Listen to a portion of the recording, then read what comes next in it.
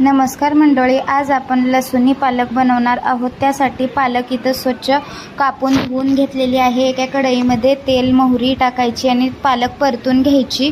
पालकची एक वाफ काढून घ्यायची। मिक्सरच्या भांड्यामध्ये शेंगदाण्याचं कूट, डाळवा, पाणी घालून बारीक मिक्सरला वाटून घ्यायचं। तेल मग घालायचं कढईमध्ये, जिरं मोहरी कढीपत्ता, लाल मिरची, बारीक चिरलेला लसूण, कांदा परतून घ्यायचा 1-2 मिनिट। नंतर वाटलेलं वाटण तेल फुटेपर्यंत परतून घ्यायचं आहे आपल्याला आणि वरती झाकण ठेवून आपण सतत परतत राहायचं आहे, खाली चिटकू द्यायचं नाही। मग त्याच्यामध्ये हळद, गरम मसाला, लाल तिखट टाकून मिक्स करून घ्यायचं। मग पालक याच्यामध्ये टाकून एकजीव करून घ्यायची। भांड्यात मिक्सरच्या पाणी घालून थोडंसं पाणी आपल्याला जेवढं पाहिजे तेवढं पातळसर करून घ्यायचं आणि मीठ टाकायचं चवीनुसार। वाफ काढून घ्यायची, 2-4 मिनिटं शिजवून घ्यायचं पालकला। लसूणी पालक आपली रेडी आहे, बघू शकताय।